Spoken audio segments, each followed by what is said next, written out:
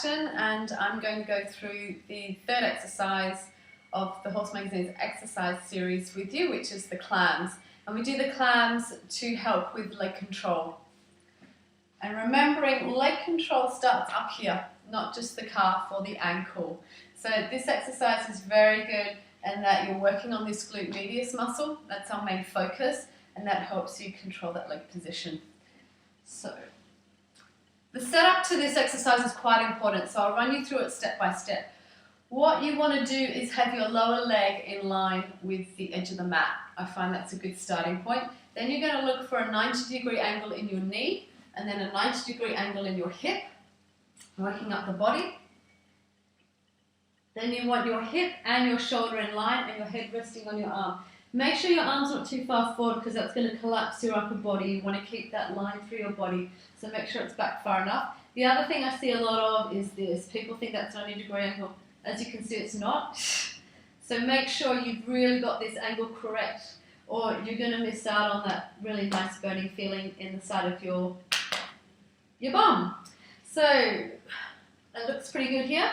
The other thing you want to remember with your setup, that you keep a little space under your lower waist. If you don't, your pelvis isn't going to be neutral, it's going to be kinked a little bit, so that's quite important. The other thing you want to make sure that your knees are in line, that your top knee isn't back too far, because that will cause that hip to rock back, and again, you're not going to get the benefit of the exercise. Right. So now that we've got our setup correct, we're going to breathe in, engage the core, and breathe out just to hinge that top leg up to hip height. So your feet are together, but they're not pressing. If you press your feet too hard together, you're going to engage all these leg muscles, and again, they're not our focus. Our focus is the side of the bum. So for your feeling, you want to feel like you're switching off all these leg muscles. Breathing out to hinge it up, and breathing in to come back down. Stretch the knee just forward a little bit before you lift it, just to encourage that hip to stay nice and still. Keeping the core on, the waist lifted, and we're going to do a few more repetitions. Keep the shoulders out of the equation, they're relaxed and the chest is wide. Stretching forward.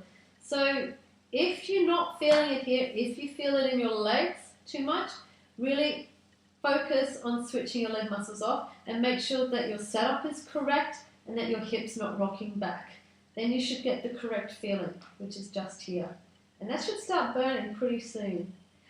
And the nice thing about that, you can take this exercise onto the horse a little bit. You have to check the magazine for that. I'm not going to give everything away.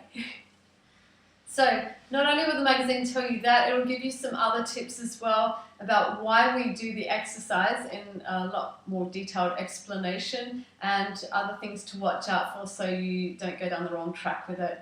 So I hope you've enjoyed it, and I will see you next month with a new exercise, and be nice to your horse.